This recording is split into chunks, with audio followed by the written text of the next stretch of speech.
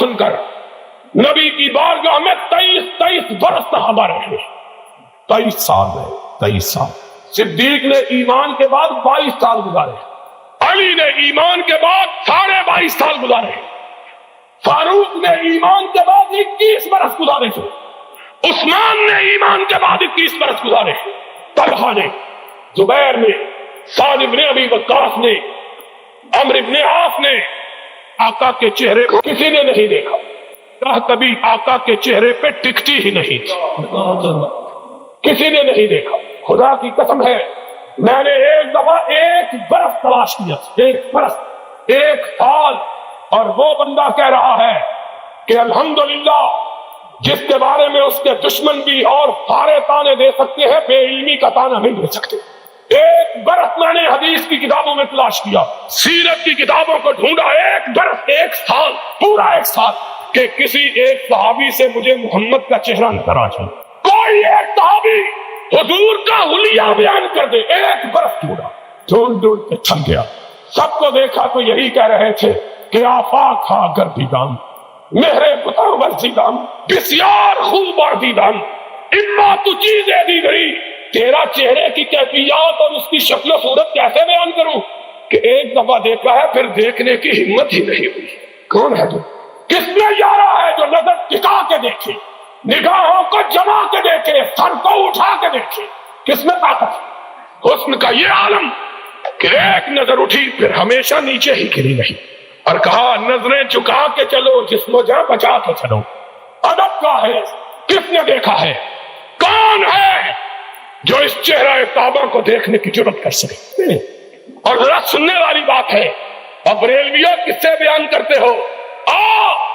اب رخ مصطفیٰ کا تذکرہ ہم وہابیوں سے بھی سن لو. ام معبد نے کہا خوبصورت مسافر آج ہی گھر میں بوریا نہ ہوا. آج تو گھر میں کچھ بھی نہیں ہے.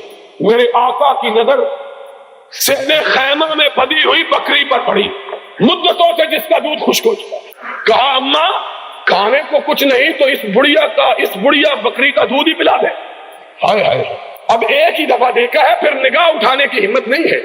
نظریں جھکا کے کہنے لگی اس نے تو دودھ دینا کئی سال سے چھوڑ رکھا ہے. کہا اماں اگر تو اجازت دے ہم تجربہ کر کے دیکھیں. تو برتن تو لے آ. ماں کہتی ہے، ام معبد کہتی ہے دل میں ہنسی لیکن چہرے کا جلال اتنا تھا انکار کی جرت نہیں ہو سکی. چھوٹا سا برتن اٹھا کے لے آئی. اس کو کیا پتا ہے کہ یہ کون آیا ہے. اس نے کہا یہ اجنبی ہے، مسافر ہے، بھوکا ہے، ضد کر رہا ہے، چلو اپنی ضد دیکھ لے. اس کو کیا پتا ہے کہ آج وہ آیا ہے کہ جس طرف یہ جاتا ہے رب کی رحمتیں ساتھ جاتی ہے. اس کو کیا پتا ہے؟ اس کو کیا معلوم ہے کہ آج اس کے دروازے پہ کون آیا؟ چھوٹا سا برتن اٹھا کے لے آئی. نبی نے صدیق کو دیکھا اور صدیق نے نبی کو دیکھا، مسکرائے. اس طرح معلوم ہوا جس طرح چاندنی رات میں، اندھیری رات میں بادلوں کی اوٹ سے چاند نکل آیا.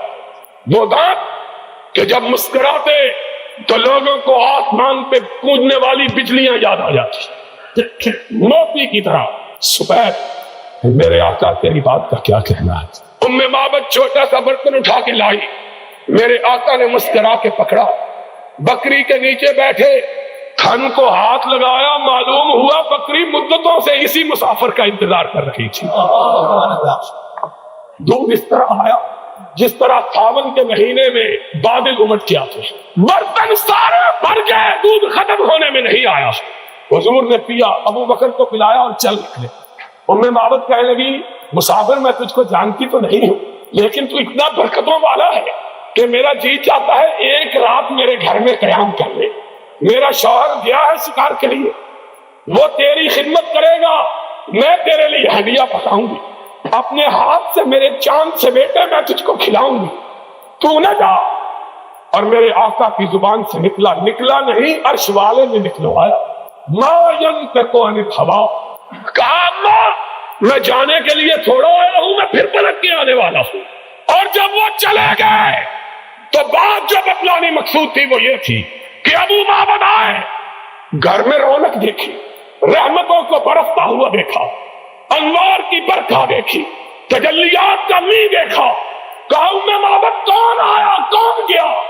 ابھی اس راستے کو ہی گرا کہہ دیتی ہے شوخی نقش پاکی ام معبد کے الفاظ نقل کیے ہیں مورخین نے، جو بات بتلانا چاہتا ہوں وہ یہ ہے، ام معبد نے کہا ابو معبد یہ نہ پوچھو کون آیا تھا، کہا کیوں، کیسا تھا، کیا رنگ تھا، کیا شکل تھی، کیا ڈھنگ تھا، کہا مجھے کچھ نہیں معلوم، ایسا معلوم ہوتا تھا کہ آسمانوں کا سردار تھا جو زمین پہ اتر آیا تھا،